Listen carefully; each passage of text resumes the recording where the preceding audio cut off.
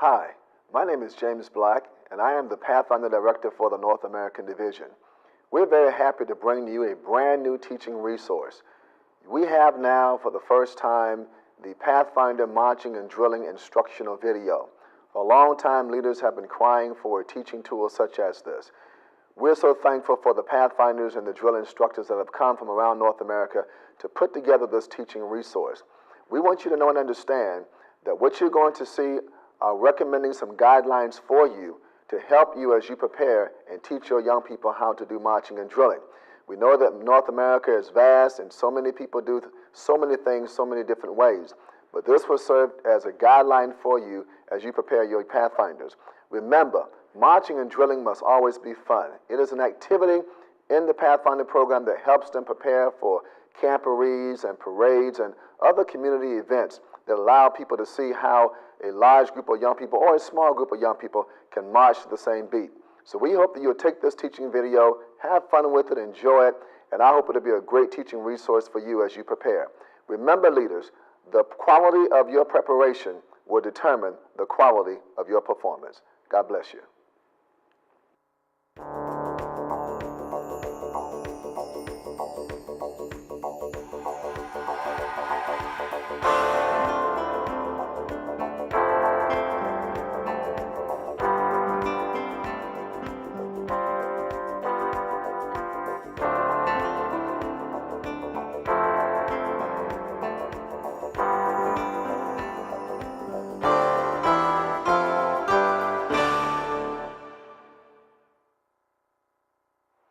Welcome to Pathfinder Club Drill, the basics. I'm Glenn Milam. And I'm Joel Hutchins. We're your hosts. Let's take a second to meet our instructors. I'm May Ann Trino from the Southwestern Union, Texas Conference. Alvin Rivera, New Jersey Conference, Columbia Union. Troy Aldous, Upper Columbia Conference, North Pacific Union. Rogers Johnson, Southwest Region Conference, Southwest Union. Daniel Vitug, Southeastern California Conference, Pacific Union. It is our intent with this tool to introduce you and your Pathfinders to the fundamentals of marching and drilling. Now, we found something interesting when we gathered our experts together.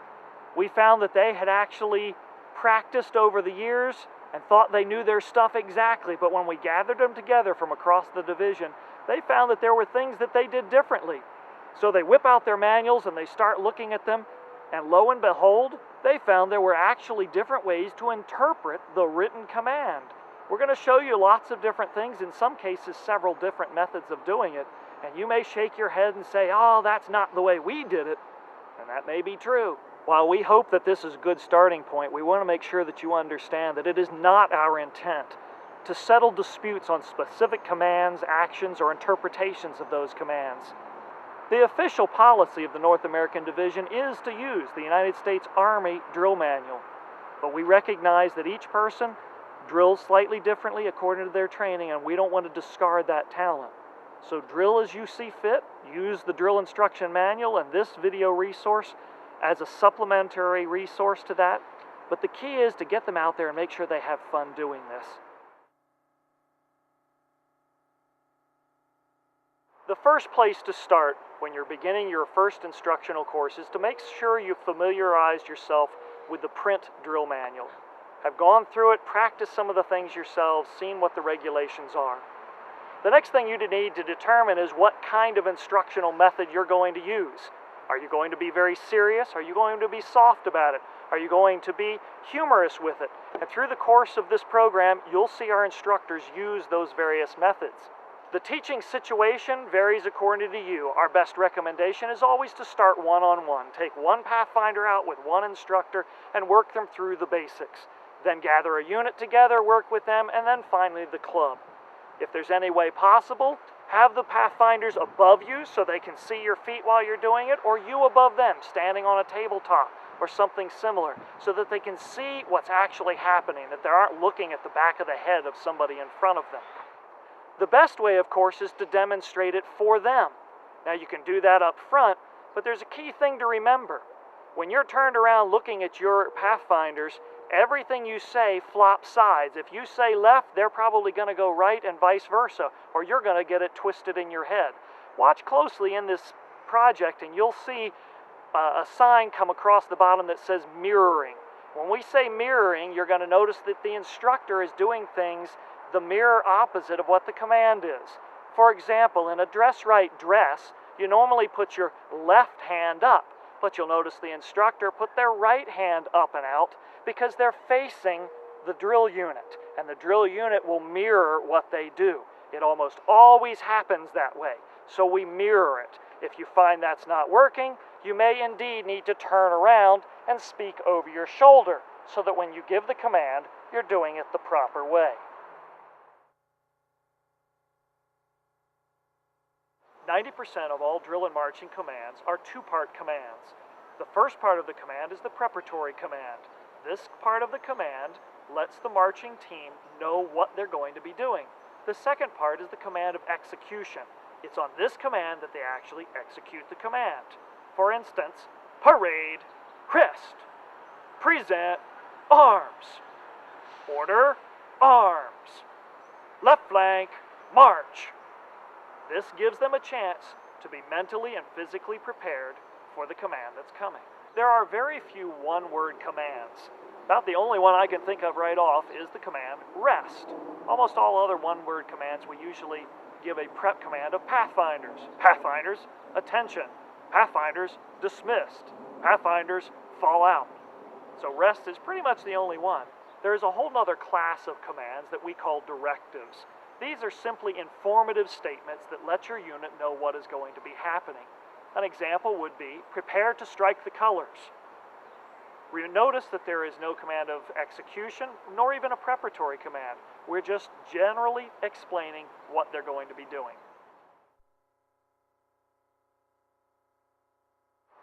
It is extremely important for your Pathfinders to look sharp, to be able to give them the same commands in the same way with a very distinct voice, accentuating those preparatory commands and then the commands of execution clearly.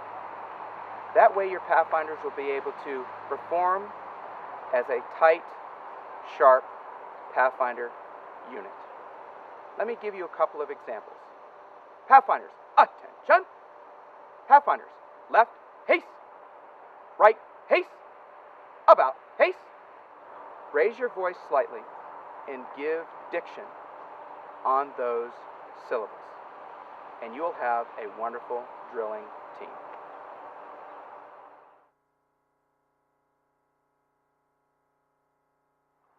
The position of attention is used to bring order to a unit.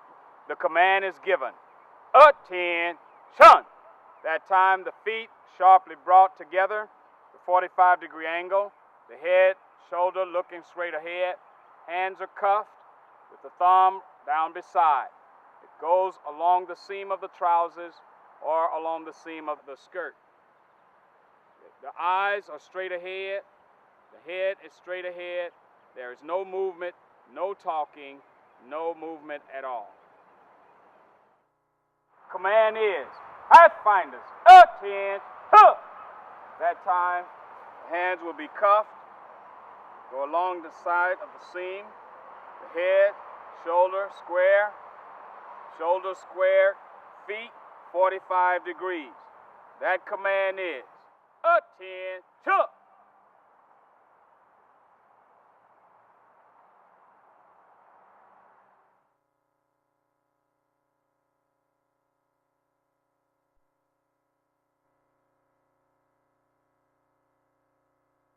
Parade rest is a command used for long periods of standing. It can be said from the command attention. The command is parade rest.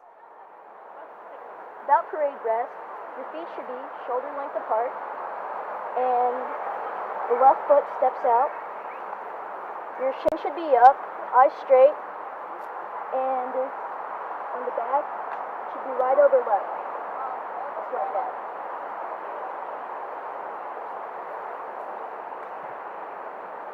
And that's pretty much it.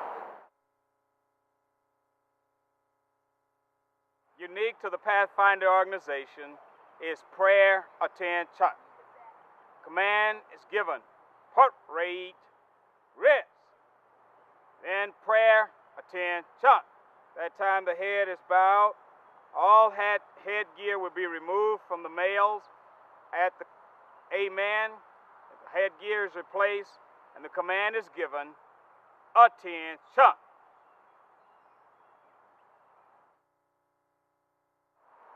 Command is prayer attention, heart rate, hit.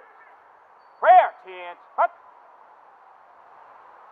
Notice that they have gone to parade rest. The male have taken off his hat, and each one is standing, feet shoulder length apart, right hand and left, and their head is bowed in a reverent position. After the prayer is finished, amen, they bring their heads back up. Command is given, attention.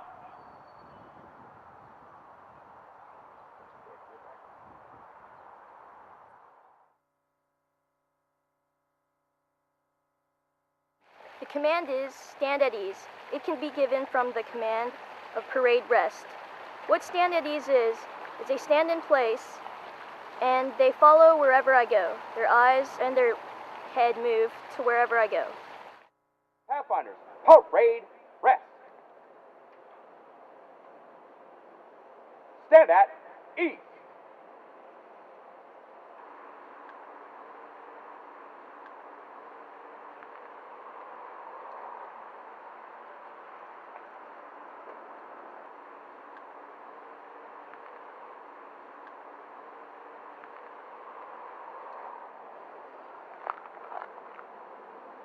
Attention.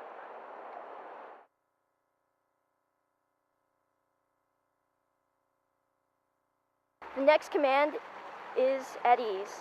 At ease, you could move around except for your right foot. Your right foot stays in place. You can't talk, only move. It looks like this. Pathfinders, at ease.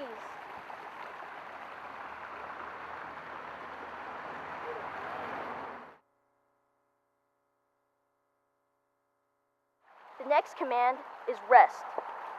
This command, you could move around, but you have to keep your right foot in place.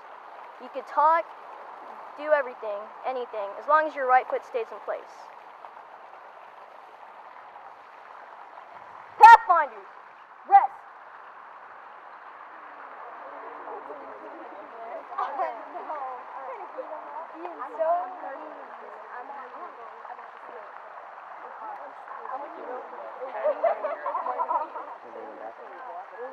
Pathfinders, attend, fight! For those of you who are looking for technical perfection, here's one for you to train your Pathfinders in. They're standing in formation at a position of at ease or rest, and you want to bring them back to attention. So you give them the preparatory command, Pathfinders. Do they just stand there? Do they not know what you're going to be doing? Technically, they should immediately assume a position of parade rest. Then on your command of execution, attention, they snap to attention. Let's see how many of you do it that way.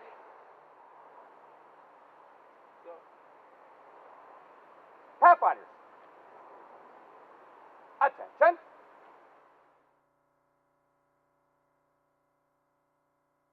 Demonstrating the left face. Always go from the position of attention. The command is given left face.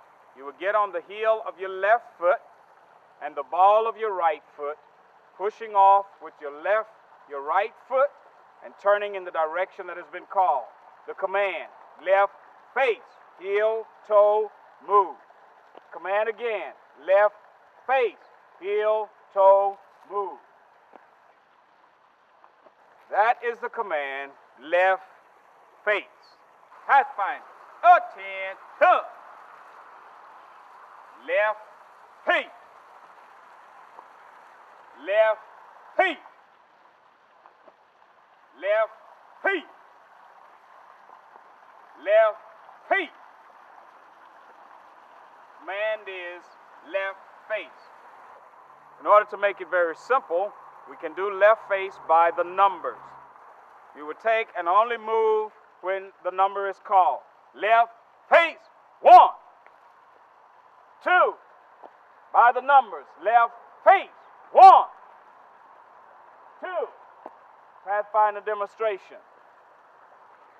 Pathfinders, by the numbers. Left face, 1, 2. By the numbers. Left face, 1, 2.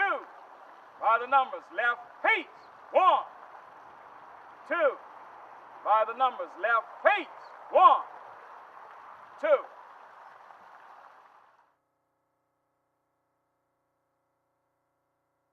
Another one of our movements is the right face movement, where we can turn the entire unit in a different direction. The command is given, right face. You'll get on the heel of your right foot, the ball of your left foot, and turn to the right. Command again, right face. Right face. Right face. Right face. Our Pathfinders will demonstrate right facial movements. Pathfinders, attention, hut. Right face. Right face. Right face. Right face.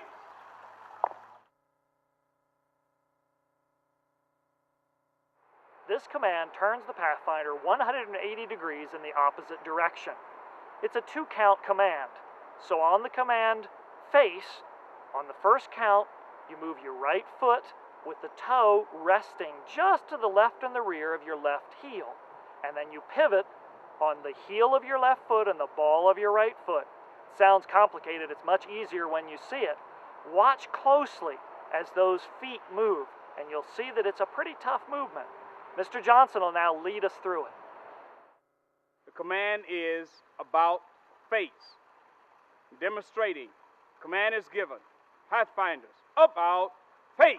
Is at that time that we take the right foot, put approximately 3 inches behind the left, on the ball of the right foot, get on the heel of the left foot, and turn. Once again, about face. Our Pathfinders will now demonstrate about face. Pathfinders, attend to about face. About face. Pathfinders, by the number, about face. 1, 2. By the numbers, about face. 1, 2. One of the most difficult commands to teach is about face.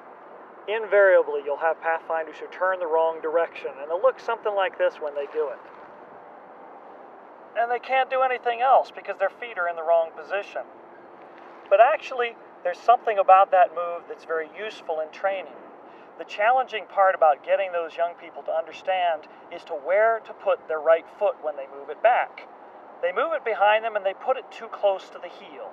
So when they spin, their toes click and their feet don't align. Or they put it too far away and straight back. So when they spin again, their feet are in the wrong position. So we found an effective method of taking care of that is to actually have them turn the wrong direction. Now you don't want to do that frequently or they'll make a habit of it. But while you're instructing them without command, simply invite them to turn to the left in that manner. By doing so, they establish exactly the position where their right toe is going to go. Once they know where that position is, they can pivot back to it and they're in the right position. Now that I've learned that, I know where I'm going to put my toe behind me so that every time I turn, I end up in the correct position.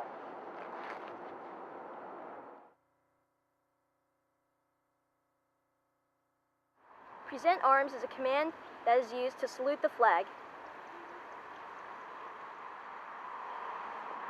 Pathfinders, present arms.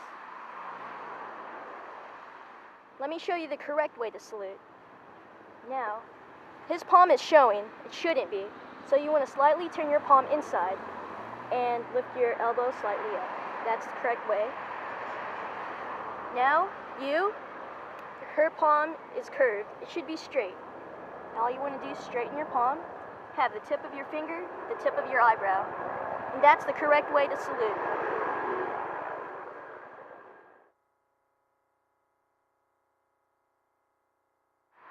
The next command is order arms.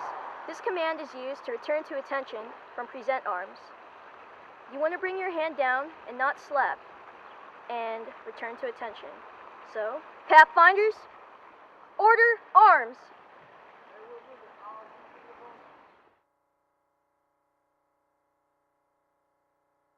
There is no specific command for doing a hand salute. It is automatically made when approaching a superior officer. Let's watch.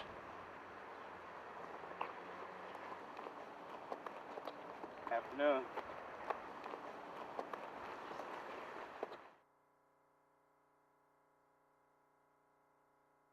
At the command, Pathfinders fall in. The Pathfinders, no matter where they are, they come and fall in centered on the person who told them to fall in, at attention. The captain is at the front of the unit, with the rest of the unit members falling in directly behind. The counselor is at the very end of that line. They automatically check for interval and distance. Pathfinders, fall in.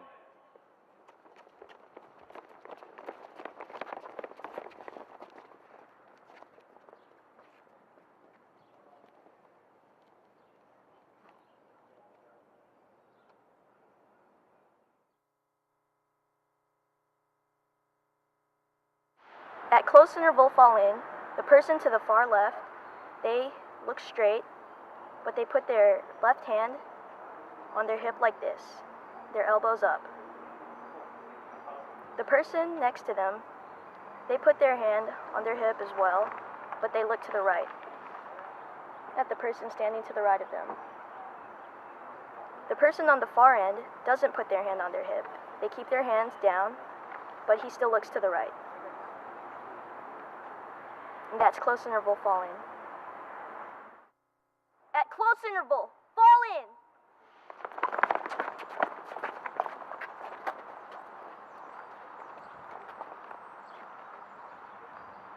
Alright, you almost got it right. All you have to do, hand straight like that, and you have to tilt it to the side, put it right there, Okay. and that's how you do it. And your head looks straight, chin up.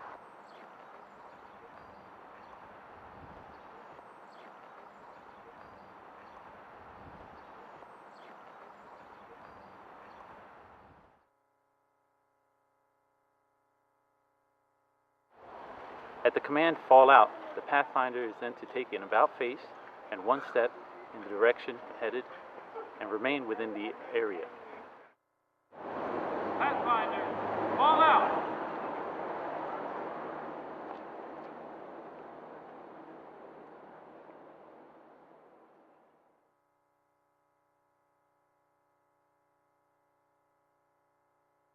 Pathfinders, dismiss. Each Pathfinder will do a present arms. The director will return the salute. When it's dropped, the Pathfinders will drop their salute and go in the direction appointed. Pathfinders, dismiss. Pathfinder, you should hold that salute until its return. Sir, yes, sir.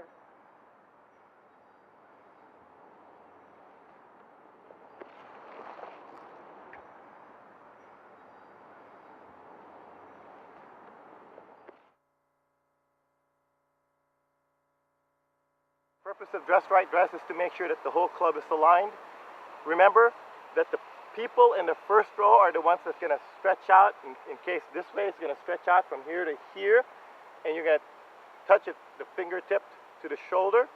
And everybody else, if your arms are longer, you may have to extend in the back and line up perfectly in the person in front of you. And so that's the one I just kind of want to remind you on doing this. Okay?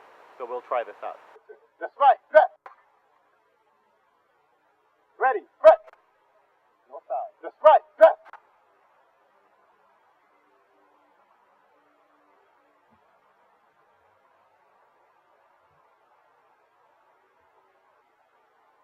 Steady.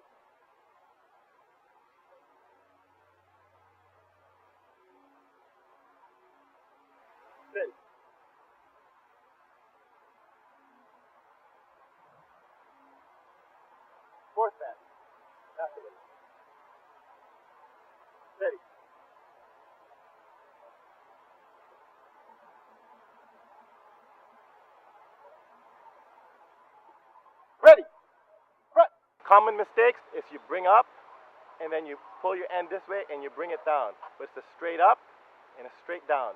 Don't bring it up and go this way, and don't pull it this way and bring it down. But just go 1, 2, okay? And the people at the corner, right corner, you look straight ahead. Never turn your head. And the person on the last rank, don't lift up your arm. Simply just turn your head.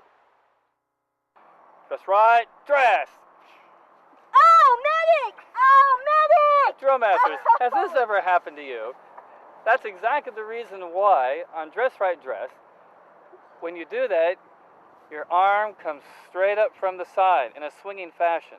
You never bring your arm up and then straight out to avoid insurance problems.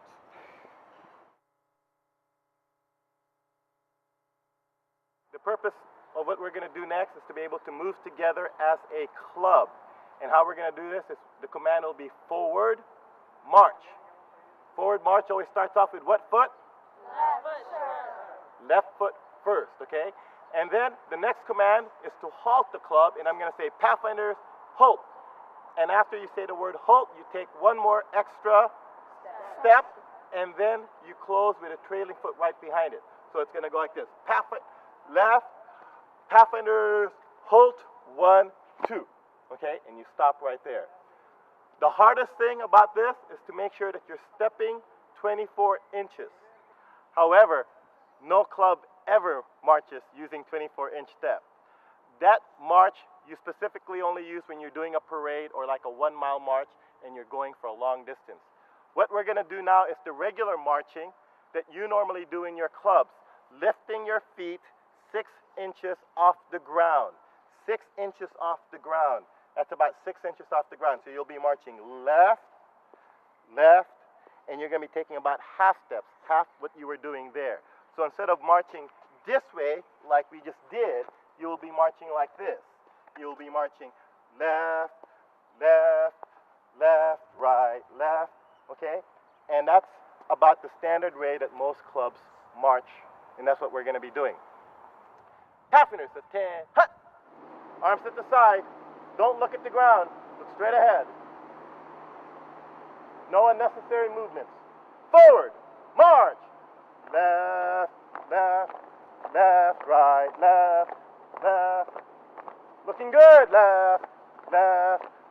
Lift your feet. Left, left, left, right, left, left, left. Pathfinders. Halt. Most common error. Looking at the ground. When you look at the ground, what happens? You get out of step and you get out of line. You need to be looking at the corner of your eyes. Make sure you're looking. Don't look at the ground. It's not going anywhere, okay? Is that understood? Look straight ahead. Make sure you're perfectly lined up and look to the corner of your eyes. So you're looking at the corner of your eyes. Don't turn your head. Just look at the corner of your eyes. Make sure you're lined up with him. And you've got to make sure that you're lined up with her. And you've got to make sure that you're lined up with him. Okay? And you have to make sure that you don't get too far ahead and you're lined up exactly right behind him. Is that understood? Sir, yes, sir. Is that understood? Sir, yes, sir. Okay. Pathfinders at 10, hut! Dress right. Dress.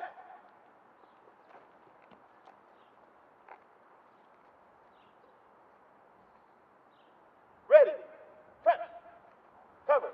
To establish your distance, the command is cover. When this command is given, you raise your left hand straight in front of you with your hand straight out, your palm facing down, and typically you'll give 3 to 6 inches of space between your fingers and the shoulders of the person in front of you. Of course, it all depends on how long the arms are of the people next to you, because you do want to end up in a nice straight row. To lower that arm, the command is recover. You'll all lower your arms together, coming back with your hands curled at the side of your leg without slapping your hand against your pants leg. Forward. March. Left, left, left, right, left, left, left, left, right, left. Watch your lines. Left, left, left, right, left, left, left.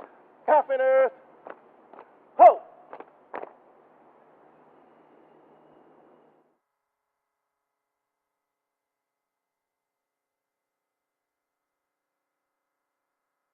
According to the manual, the command mark time march can only be given while marching, which makes sense. If you want them to mark where they're marching, they have to have already been marching. But you'll find that it's a very easy and useful command to give early on in your training process when your unit is just beginning to learn to march. It allows them to establish their beat, to all get into rhythm, and to make sure their feet are going the right one at the right time. Remember, they always start off with that left foot, and some of them may not have. So giving mark time march at the beginning allows them to do that. Technically, it's not correct, but you'll find a lot of drill instructors use it because it really answers a lot of the problems that they have. Forward at half step, march. Your left, your left, your left, right, left. Mark time, march.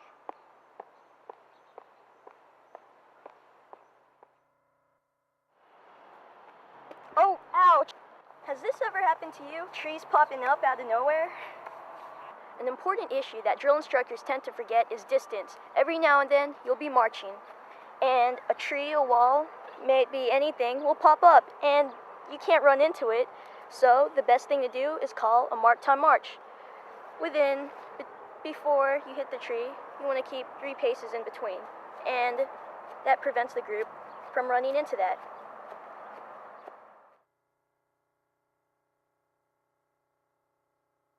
Route step march is given as either foot strikes the ground. And when the Pathfinders are at route step march, basically they follow in the direction of travel that you're moving, okay, along a road or in a parade or what have you. If you would like to do any flanking movements or other movements like that, you need to bring them back to quick time. The nice thing about route step march is it's a little more relaxed, but the Pathfinders stay in formation and they're quiet. The next command will definitely help you avoid some obstacles while you're drilling and marching, and it's incline to the left or incline to the right. And the actual command is incline left or incline right. However, much like with to the rear, it's much more fluid and it flows easier as you're giving your cadence. Basically, you would give the command incline to the left, march. And it's used to avoid an obstacle right in the direction of travel. The Pathfinders would sidestep around the obstacle and then resume the forward direction once they're past the obstacle.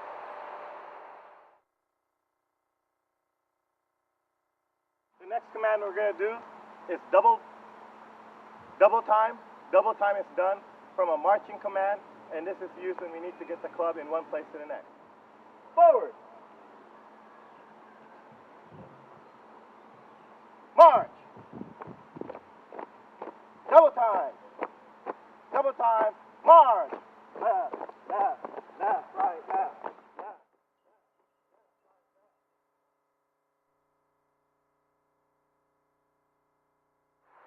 Sometimes you need to move a formation or a unit even a very short distance, and marching them is simply overkill. You only want to move them a foot or two, one direction or the other.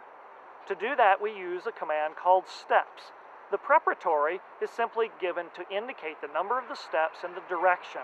The command of execution is the word march. For instance, 3 steps to the left, march. 1 step forward, march. 2 steps to the right, march. 1 step to the rear, march. Now remember, steps to the rear are always taken in half steps. So if you want them to go the same distance back as they came forward, you have to give them twice as many steps. Let's see some examples of this. 3 steps, left step, march. 3 steps to the left, march. 3 steps to the right, march. Ready? Halt. When it is desired to move the formation to the left or right flank for short distances, the command is left or right flank march, where the preparatory command is either left or right flank, and the command of execution is march. The preparatory command is given when the foot of the indicated direction strikes the ground, and the command of execution is given when that foot strikes the ground once again. The Pathfinder would then take one additional step, turn in the indicated direction, stepping off with the trailing foot. Left flank, march.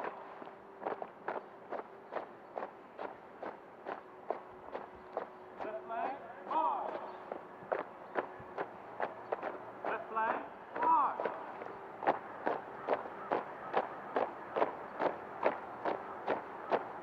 Left flank, march.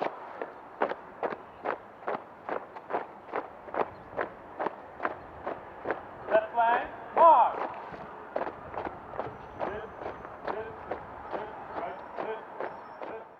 Right flank, march.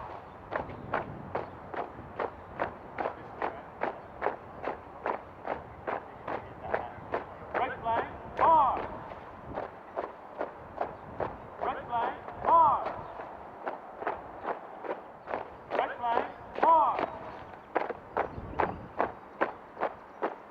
Lift, lift, lift, right, lift. Right flank, march. Right flank, march. Right flank, march.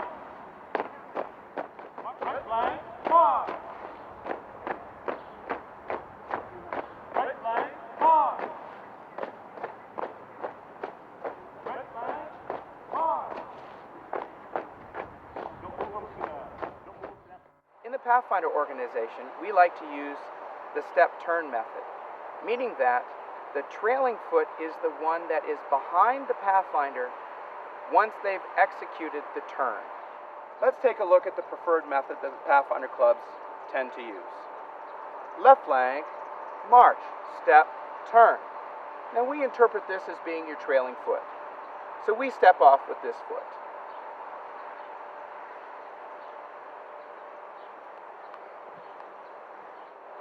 Now in some other organizations, or even other Pathfinder clubs, there is the other way, which is what I call the step pivot method.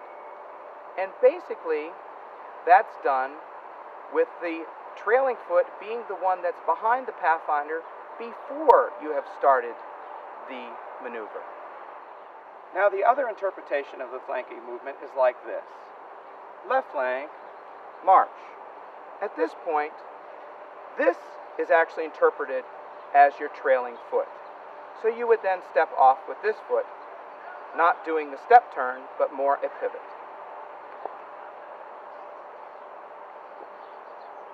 You have now seen a couple of different methods to doing the flanking movements. We suggest you pick the best way for your club to do them so they will look sharp as a team. To change the direction of march 90 degrees to the left or right, the command is column left or right march. The preparatory command is given when the foot of the indicated direction strikes the ground. The command of execution is given when that foot strikes the ground once again. This command may be given while marching or from the halt. As well, may be given to a single unit of Pathfinders formed front to back, or a formation of Pathfinder units lined up side by side. Column half left or right may also be given and is executed the same way using a 45-degree turn instead of a 90-degree turn. To execute this column maneuver, the lead Pathfinder in the base unit, that is the unit on the inside of the turn, takes one additional step after the command of execution, turns in the indicated direction by pivoting on the balls of his feet, then stepping off in the new direction with the trailing foot, taking one full step, then assuming half-step march. Each additional Pathfinder in the base unit would continue to march forward, making their turn where their unit leader did, taking one full step in the new direction, then assuming half-step march. Simultaneously, the other unit leaders to the left or right of the base unit execute a 45-degree step turn, pivoting on the balls of their feet and stepping off in the new direction, marching in an arc at full step. When each unit leader comes abreast of the base unit leader, they assume half-step march. This will allow the other unit leaders to the left and right of the base unit to catch up. Once all unit leaders are abreast of each other, they step off together to resume the forward march in the new direction.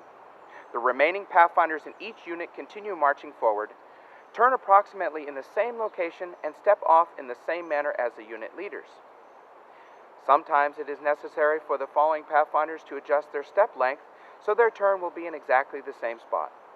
To maintain the correct interval and distance, it is also important that each Pathfinder without command visually dress the lines after completion of the column movement.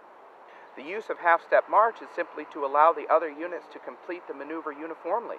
If there is only one unit of Pathfinders formed front to back, each Pathfinder would step off after the turn with full steps. Now let's have Manny walk us through it. Come left, march, step, turn. There you go. Keep on marching forward. Don't stop for him. Come left, march, step, turn. Come left, march, step, turn. There you go. Keep on marching forward. Don't stop for him. Come left, march, step, turn. There you go. You got it. Come left, march, step. Perfect. That's how it's supposed to look. Come right, march.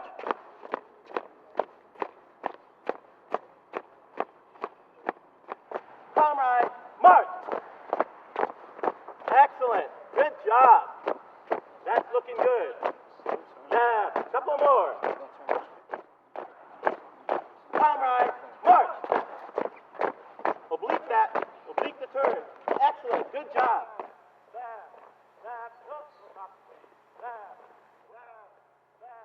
One. Come right, march. Step. One. Come right, march. Step. Pathfinders, go. One of the techniques for helping you to maintain dress and cover while doing a column movement is to give your Pathfinders a pole or guidon or something of this sort while they're marching. And when you call the command, column left or column right march, they will just simply, using the pole, maintain their alignment. Pathfinders, column left, march.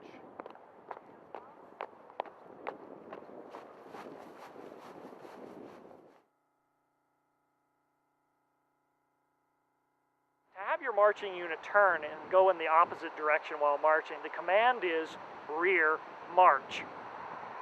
Some find it easier to say to the rear march. The proper command is rear march, but if you find that it flows off your tongue easier to say to the rear march, we certainly won't get in your way when you do it. Now let's see as Mr. Rivera walks them through it. Forward, march. Rear, march. Rear, march. Rear, march. Both parts of the command are called on the right foot. As the command march is called on the right foot, the trailing left foot swings all the way forward, places, and you now pivot 180 degrees to the right, stepping off now with the left foot.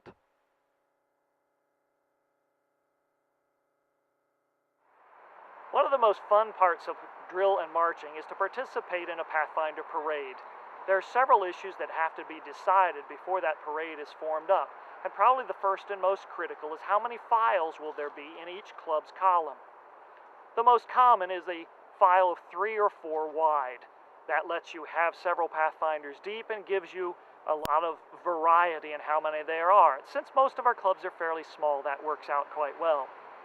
You put your flags out to the front, always remembering to put your American or Canadian or Bermudian flag on the right with other flags to its left. Your banner out in front of the flags, though in some conferences they prefer the banner to be behind the flags. Normally your drill instructor will fall in on the far left side outside of your formation to the rear of the formation so that everyone can hear. Though again, there are areas where they like the drill instructor to fall in on the right side. Guidons can be done in 2 different fashions, across the front row or down the right-hand file. Again, it's your preference. There are 2 specific commands that you need to know to participate in a parade, especially one with a reviewing stand, and those commands are eyes right and ready front, and we'll show those to you now.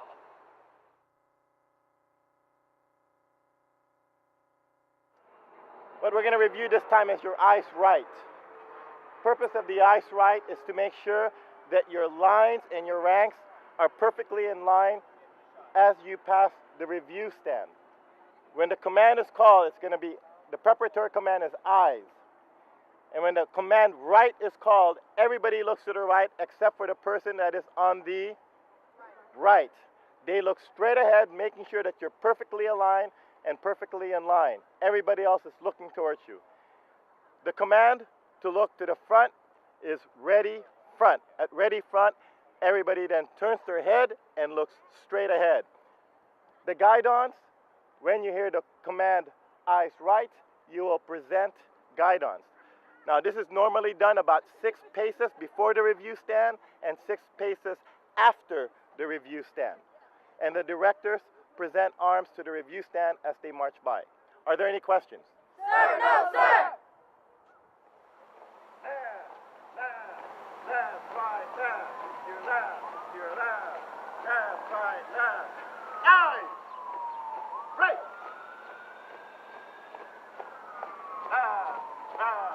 Left, right, left, left, left.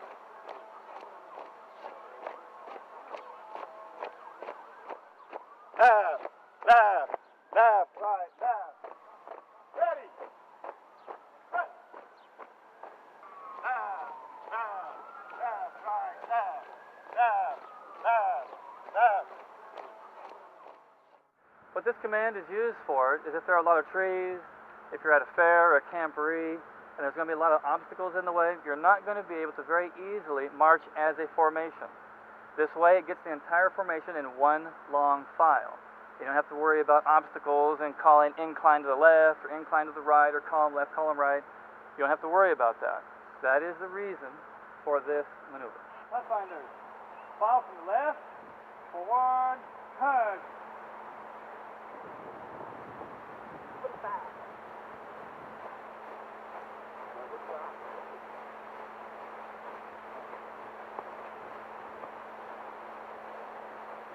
Left, left, left, right, left, left. Company, ho!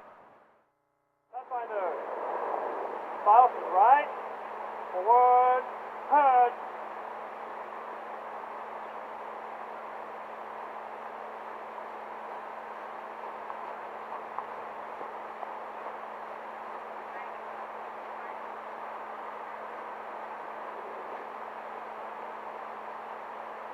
Pathfinders, ho! Pathfinders, forward, turn. Left, reform, formation, turn.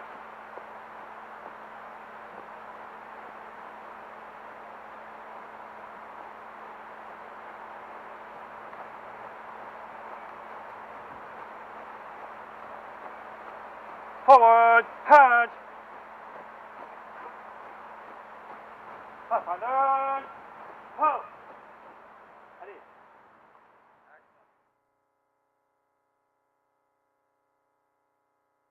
Kids often have difficulty remembering what their left foot and their right foot is as you're counting cadence like left, left, and sometimes they're going to be marching like this. Left, left, left, right. And you look at the kid and you're saying left, left, and they still don't get it because they don't remember what their left foot. And I'll tell them your other left. And then they go, oh, left. Another way you could do that is you can actually pick up an object, like let's say this piece of grass right here. Pick up a long piece of grass, and you can actually stick it in their shoe. Won't hurt them anything, but what it will do is when they feel that object, they'll remember that that's their left foot. So when they're going like this, left, left, I say grass, they go, oh, okay, left, left, and they'll remember that. If this doesn't work, the official way to do it is change step. And what is change step? Change step is just the ability to take one extra step and hop while we're drilling. So this is how it's done. Forward, march. Kids on the wrong foot, change step, march. And they hop. So that's one way to get sure that your kids are in change step. And remember, if the kids are off, you could always bring them by cadence.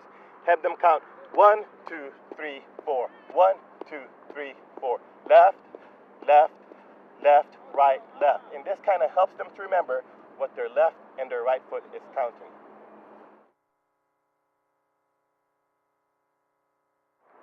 One of the most common problems when marching as a club is keeping the pace of the club. Sometimes you'll start out at a time march, forward march. Next thing you know, the pace has increased and the club is sort of disorganized. After a while, that might lead to exhaustion. This is one example of how a club starts out marching and speeds up. The command is given, forward, march. Everyone starts out at the same pace, but as you go further down, the Pathfinder tends to increase pace, eventually exhausting himself and being discouraged. One of the ways to remedy this is to develop a cadence. A cadence keeps in pace each Pathfinder or club unit so as to save energy as well as keep everybody organized. One of the most simplest forms of performing a cadence is your standard left, left, left, right, left. Pronouncing left every time, obviously, when the left foot hits the ground. Let me show you. Mark time, march. Forward, march. Lift, lift, lift, right, lift. Lift, lift, lift, right, lift. Maintaining that count keeps the club organized. Another way to do a cadence involves a little creativity. You can add your own lyrics to maintain the club's spirit as well as their step. I'll give you an example. Lift, lift, lift, right, lift. Oh, Pathfinders. Oh, Pathfinders. Pick up your Bibles and follow me. We are the messengers. The Pathfinder needs to maintain in step, and you also keep them involved with the response and interaction of a cadence. Let's go, messengers. 1, let's go all the way. 2, let's go all the way. 3, let's go all the way. Simple way to keep your Pathfinders animated in step and keeping them from getting discouraged.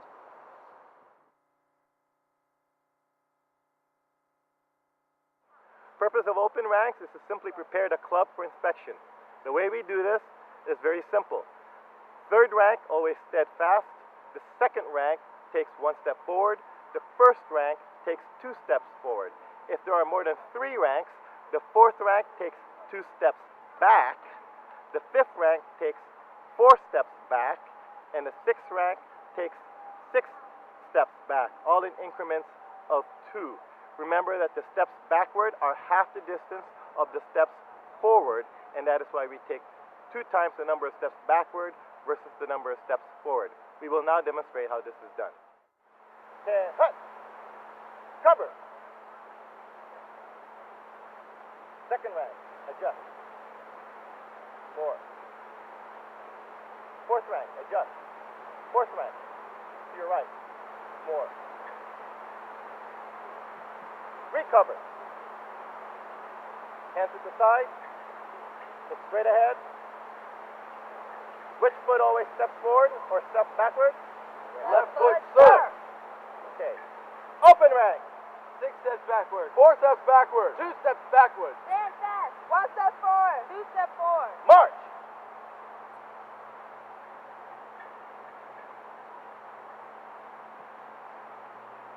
Close rank. 3 steps forward. 2 steps forward. 1 step forward. Stand fast. 2 steps backward. 4 steps backward. March. Very good. Now I'm going to say the word open rank. We're going to do it silently without any preparatory command. Open rank. March.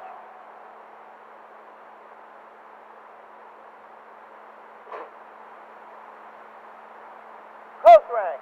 March.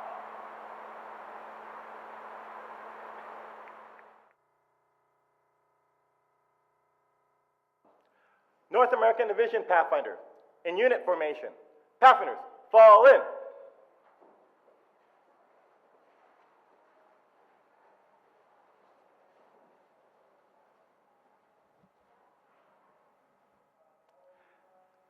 This is a club formation.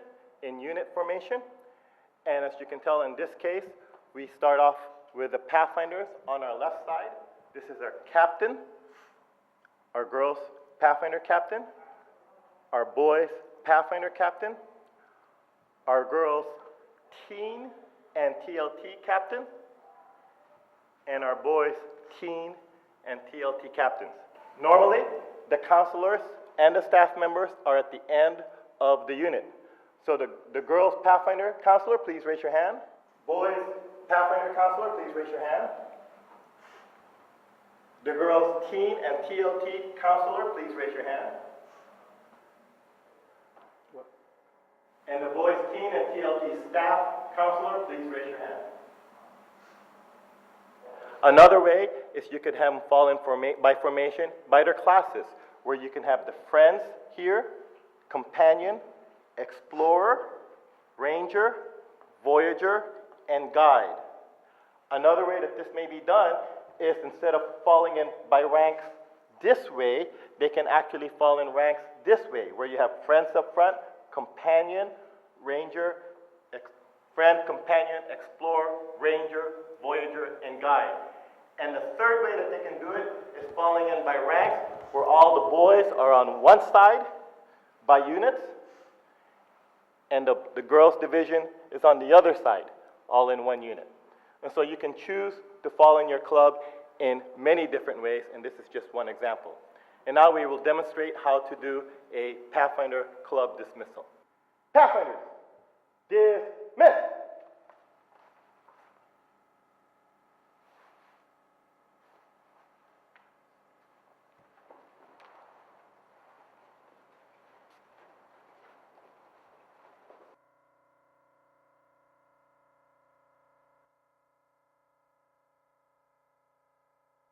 We've just been asked to do a flag raising ceremony at the GC.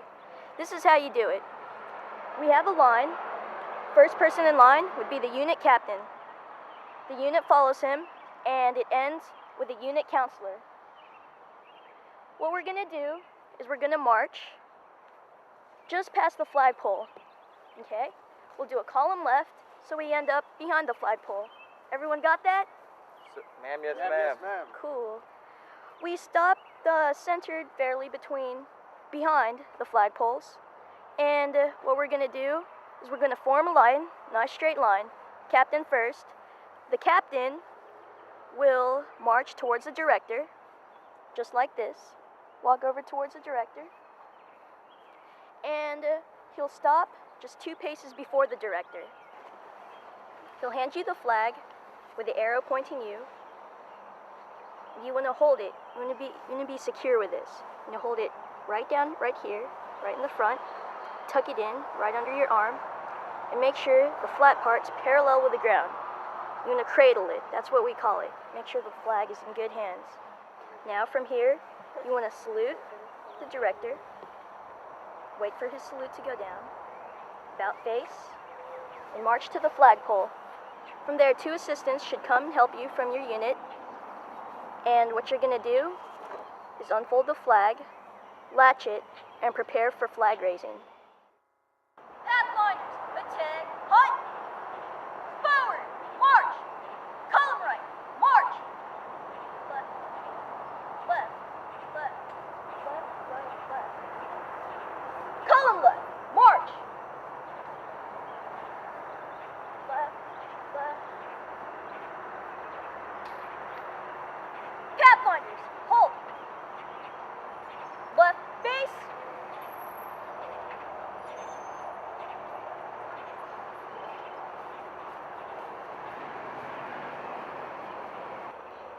Permission to raise the colors, sir.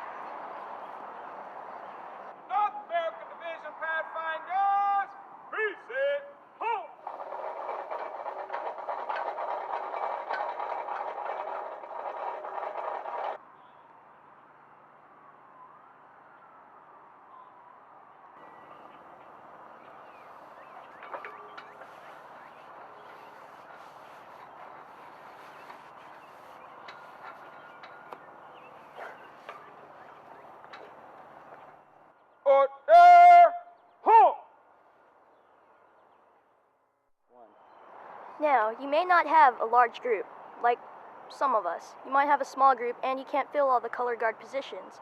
What you could do, you could take 4 people like this and slightly unfold the flag. Where is it? Right here. You could slowly and slightly take this part out, unfold it like that, and you could latch this up to the pole and slowly pull it up and it will unfold itself. That's a small way you could do it with a small group.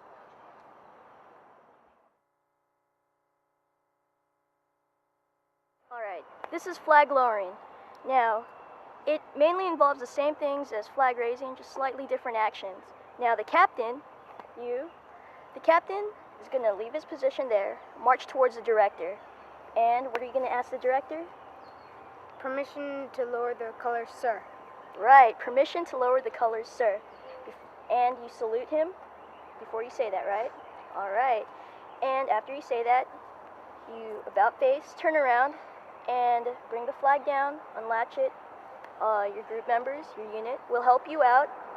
And once the flag is folded and ready, you take it, a little carrying style you do. And from there, you about face, march to the director,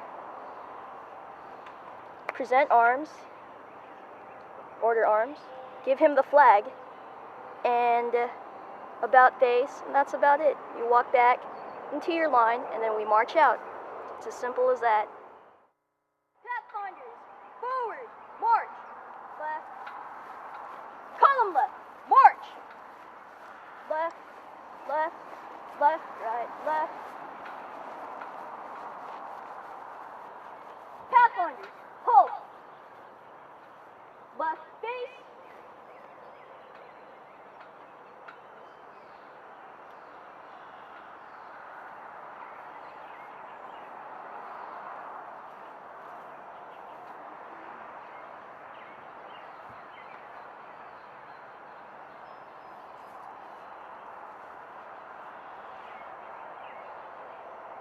permission to lower colors, sir. The way that you do it is to go back, get you to walk a little bit brisker, and the first thing you do is to salute when you come up, okay? Let's try it again.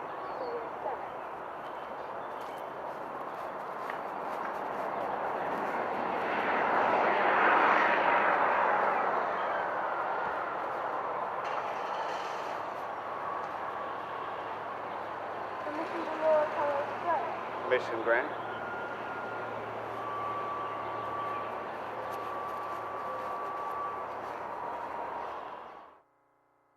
Alright, now there's 2 ways to do this. He could stop, and y'all could wait for him to stop, and he could come up. Or I could just come up here and give y'all the command to come up. But in this case, when he stops, I want y'all to come and help him. So let's go ahead and do that.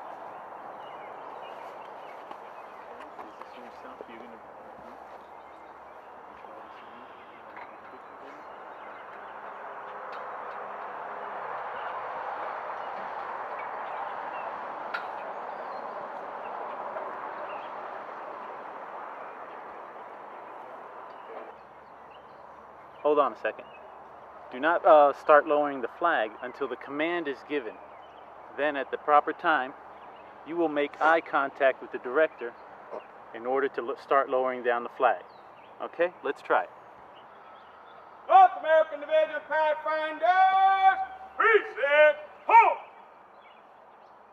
Remember, Pathfinders, when lowering the flag, lower it slowly, the opposite of when you're raising.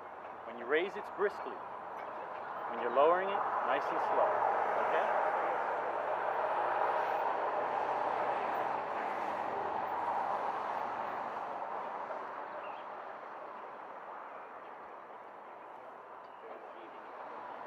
Okay, it's very important. As the flag is coming down, as soon as it gets within reaching distance, move in quickly to grasp the flag.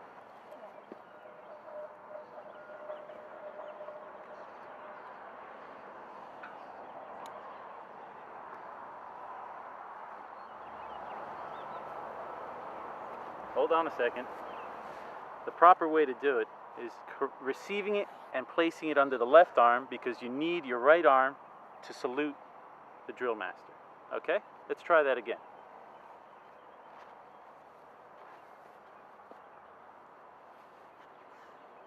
Very good.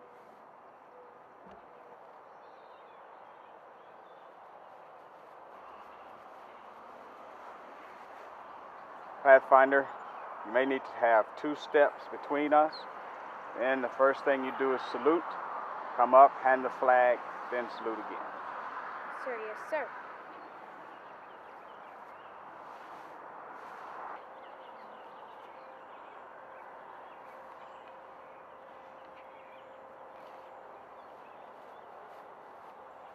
Detail reform.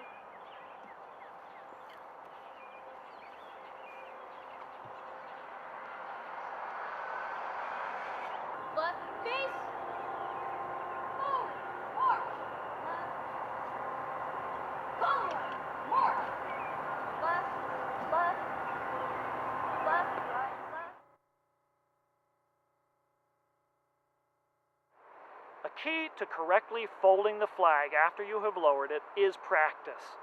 We strongly advise that you use the same flag to practice with that you're going to be lowering, because the stiffness of the fabric and certainly the size will all affect how the flag folds. But sometimes that's not possible because the flag is up on the pole during a program and you need to practice. So make sure that you find a flag that is the same size and practice folding it several times so that you know the folds come out appropriately so that the end of the flag tucks in. Okay, now you would bring it together. When you get to this point right here, turn it over so that the stars and the blue are on the bottom. Now you fold it again.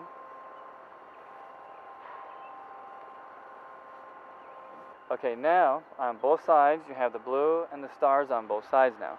At this point, the color guard will make sure on the blue field that the red is tucked in underneath now. Okay, so the color guard, you need to make sure that there is no red showing on the blue field. Make sure it's tucked in. Okay. Next procedure, you fold the hem over. Fold the hem over first. So you make a diagonal, make it a triangle, over to your right.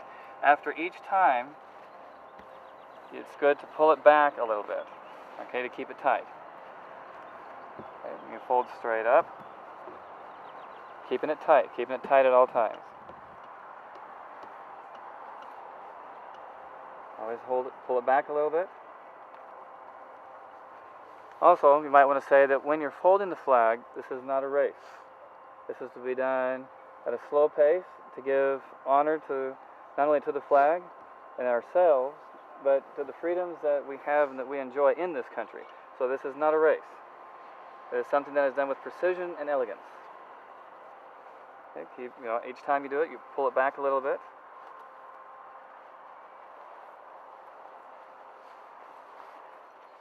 Now, at this point right here, the point should be right even with the blue field. If you come up and you're folding and you come like this, you've gone too far. You haven't made it tight enough. The point should be right on the hem of the blue field. And when you come back over with your diagonal, it should fit right on that hem.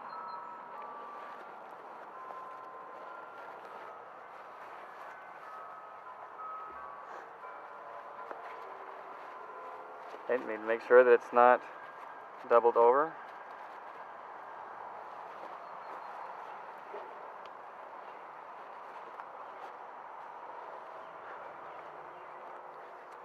Okay, now at this point, fold the hem over. Okay, yeah, good.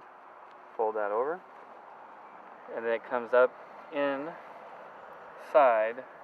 the blue field.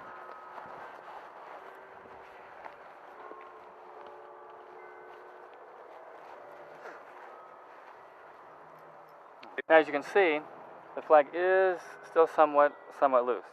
You can hold it up and tighten it, tuck it in to make it tight. Okay, and make any final adjustments that need to be made.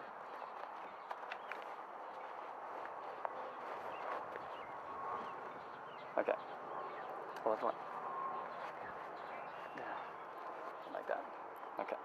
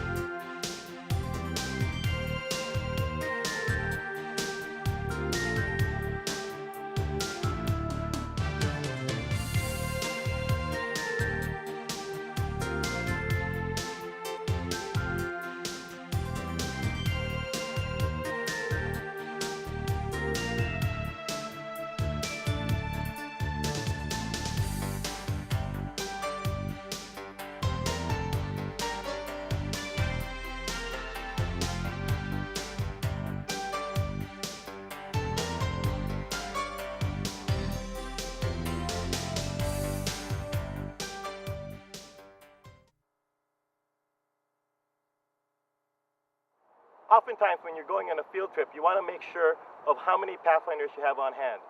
The easiest way to do this without assigning them numbers is to actually have them count off. Count off is very simple. The preparatory command is count. At the executory command of off, everyone turns their head to the right, just as in eyes right. But afterwards, the first person will count off, keeping their head looking straight ahead, and they'll say one, and everybody else follows, turning their head from eyes to front as they say their number. It's numbered always from the right side, right to left, and then the columns behind it follow afterwards, right to left. We'll demonstrate for you now how we do this.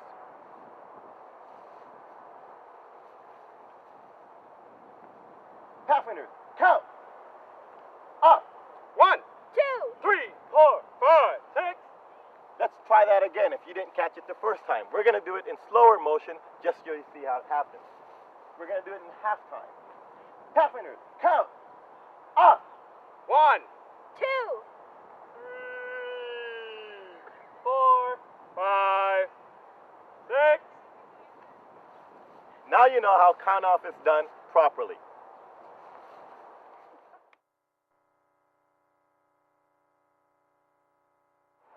Let's now take a look at guide on drill. The first command that we will take a look at is carry guide on.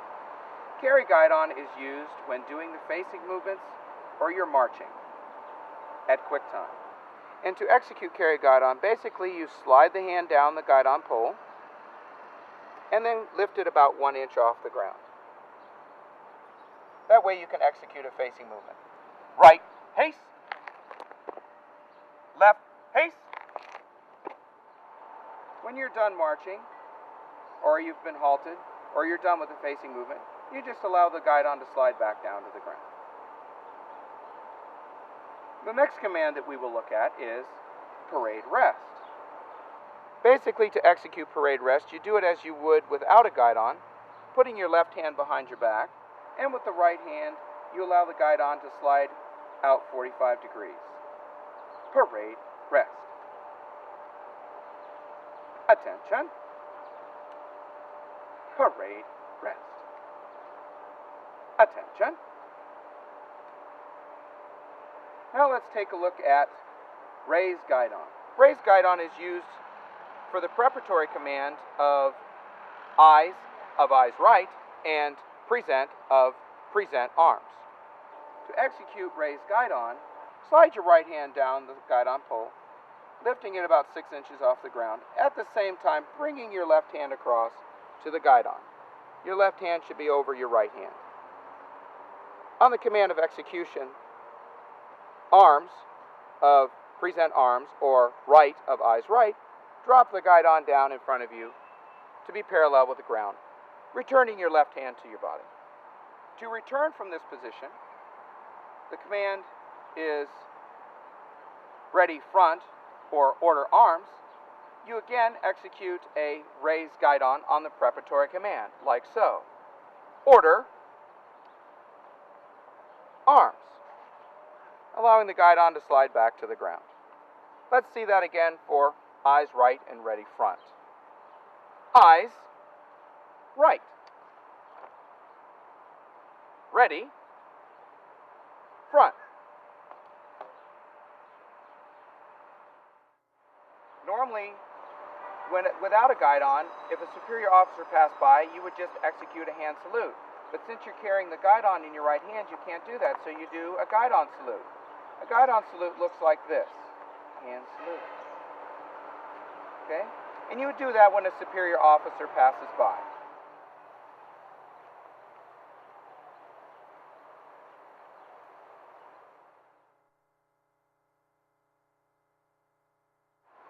As a drill instructor, what do I do if I've started a command, I've given the preparatory command, and I realize it's the wrong one? If I continue with that left face, they're going to walk into a river.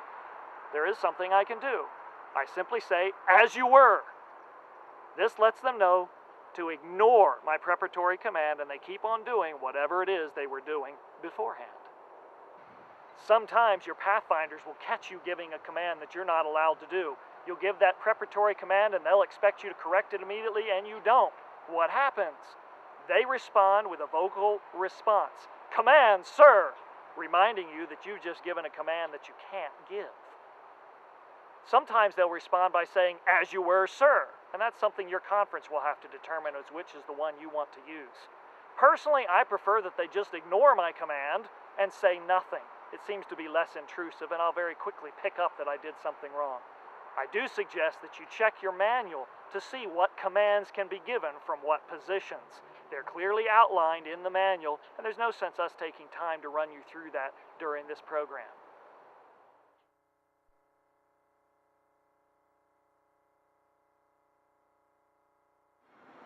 The North American Division has taken a prime opportunity to gather together some of the more experienced drill instructors from across the division. We've shown you some of those drill instructional techniques. We've tried to walk you through some of the actual steps, but we decided to take a little more informal break now to gather together here around a table and discuss our personal philosophy and view of how we would train a club.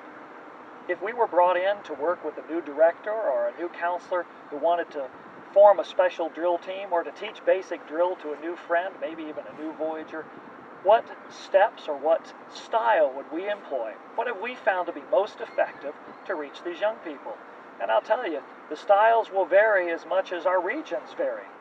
We have different ways of doing things, and a lot of it may depend on the region we're from the west, from the east, from the deep south, from the far north, maybe even from street to street. We have different styles, different methods of doing these things.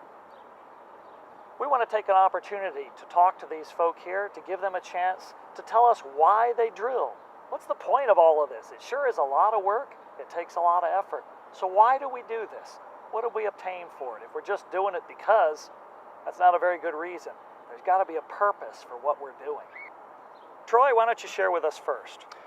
One of the reasons why I like drill and marching so much is it builds an esprit de corps, a spirit of the club. And with the drill team, it makes it easier for the club to control, but it builds a spirit that is actually palatable in the club. I think drilling and marching is the perfect opportunity for a club to develop teamwork so that they can depend on each other.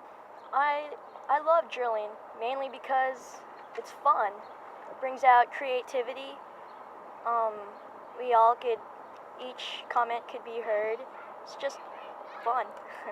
Yeah, I have to agree with everything's been said, but in our club, let me add on to that. It's a fun way to do discipline. I find that as I've been exposed to other clubs in other places, whether it's the West Coast or the East Coast, clubs that drill tend to have a little bit more better, easier time to discipline the club as a whole than those who don't do any drilling at all. And so we do use that as a way of the kids developing a disciplined style. But discipline, however, is a method of that we use to bring an entire unit or a massive number of people from one point to another. The most organized method that we use is through drilling and marching. Here's a point where we can organize, we can get it together, we can move it in an orderly fashion, and it will provide for us an arena where we can go from one place to another in a very organized fashion. Joel, don't you agree? I agree. I think also drilling and marching is a way to witness all of these aspects of pathfindering to those out there that may want to know more about God and pathfindering, and it's a way to bring them in and represent ourselves to them. Now, I have a second question for you. You've been invited into a club that has just started out. They have a brand new staff. They all have brand new pathfinders. None of them are returned pathfinders. They don't know anything about marching and drilling, and they know that you're the expert. So they're going to call for you, and they want you to come in. What kind of a style or philosophy do you find personally effective in teaching both the staff and the young people? You know, are you strong with them? Are you soft with them? What kind of specific sorts of things do? You don't need to get up and march for us right here and now, but in general, what kind of style do you find useful? Roger, let's start with you. I would establish a very strong structure that says this is the way it's done, this is the way that it should be done, and actually there may be some variance in that, but I would be very structured with it to say this is the way it should be done. So when you stand up in front of them the first time, you're going to be straight up, speak to them in crisp, commanding tones? That is exactly correct. In fact, I think it establishes the authority figure that is necessary to have a club in that setting that says that this should be the respect for that authority, and this is what's going to get you from here to there, that it will establish the teamwork and will establish also the fact that there are hierarchy within this organization that will take us from one point to another. I tend to use that method as well. I tend to try to find where the pathfinders are at, or the staff members. I try to have fun with them while I'm doing drilling and marching, and get to know them a little bit, find out what their strengths and weaknesses are. Some are real good on facing movements, and some are good on marching movements. I like to let the pathfinders know that there's a time that we can have a little bit of fun with drilling and marching, but there's also a real important time that we need to come together as a team and be sharp, crisp, precise, and respectful of what we're doing. My approach when I teach drill to a starting club would be, the club is starting out down here. I use the incentive approach. Every pathfinder has the ability to be up here, to learn those commands precisely. Once they've reached that goal, that can be used as a tool to encourage other pathfinders coming in to be part of that drill team or drill team group. And it offers a sort of an incentive for them to continue to practice, and like you explained earlier, the discipline factor, that they have to every day practice the commands, the routines, in order to develop that crispness, that perfection. How I do it is with a brand new club, I go ahead and I personally demonstrate it first exactly how I want them to perform the action. That way they have a basis to go on. And rather than just calling out the command, I go ahead and demonstrate first the command I wish them to do, and then I call the command for them to execute it. Then we'll see which ones can catch on quickly, those that take a little bit more time. The ones that catch on quickly, that's good. The others, I pull them out, not at that time, but at a different time, I pull them out and I work specifically with them. As we begin to come together, I don't necessarily give them rewards, but I'm continually showing them, remember how you did it before. Look at where you are now. Look at the progress that you have made. You're turning your corners sharp. your hands are exactly straight. When you're doing your dress right dress, it's crisp and clean. So I am continually praising them on what they have done correctly. There are those that do not, that take a little bit more time. Rather than stop and point that out and make them embarrassed, I pull them aside. And rather than bring that out and have that as a point where everybody else is watching that and doing it again because they watched that, I try not to bring attention to that. But only on the points that they are doing well, that is what I bring out. When working with a new drill team, what you don't want to forget is discipline, of course, because without discipline, everyone will get off track. There's several ways to go about it. Also, the one thing that you can't forget as well comes with discipline is just a touch of humor every now and then. So no one gets stressed out. A few laughs here and there can keep the club going, keeps in the fun. And I really think that's important. And I always try to keep that in mind. If I was going to be invited to help a new club drill, I think the first thing I would do is see if I could take other Pathfinder members from different clubs and bring them in to serve as guidance, as counselors, in terms of teaching the kids how to drill. It's very difficult for one person to, let's say, teach a club of 12 that has never drilled before. But if I can take 6 TLTs or 16 Pathfinders who's been drilling before, and you say, hey, can I invite you? Or if you don't have that, you can call another club. You could call, anyone that's your coordinators to come in and say, could you bring a team in from another Pathfinder club to work with us? And so that makes things a little bit easier, working 1-to-1, 1-to-2. But the second philosophy I always have about drilling is, as she mentioned before, is just keeping it fun. If you drill too long, then the kids get tired of it and they get bored. But if you keep it short, that they're always wanting more, then I think what happens is that they get excited about the process. It's not a requirement, it's something that they want to do. And of course, at the end of the carrot, I always say, if you get good enough, if you work at it hard enough, possibly you could develop a fancy drill team upon which they can do that. But I never teach kids fancy movements if they don't know their basic movements down first, because that's the most important thing. And that's their incentive of learning it as quickly as they can, so they have the opportunity to learn a higher level of drilling. What is appropriate for time frame duration for practicing drill? Do we go for 3 hours at a stint, or do we go for 3 minutes? It depends on what you're trying to accomplish. If it's a completely new club, I wouldn't go more than 30 minutes to do that. And you got to know the attention spans. For example, if these are all 10-year-olds, probably 15, 20 minutes would be sufficient. If you're looking at junior high and high school, they're going to want more, and they can hold their attention a lot longer. So again, you're going to have to know your kids. You're going to have to know their attention span. With MTV, everything changes every 15 minutes. So that may be all the time to do that. You may want to do it at the beginning of the club and at the end of the club, and you have that in between. So you've got to just know your kids. Alvin, let me ask you a specific one. What about frequency? Do we practice at every meeting? If we have 4 meetings a month, do we practice once a month? What have you found to be effective? For my club, I've found that it's more effective to set time aside other than your standard club meeting.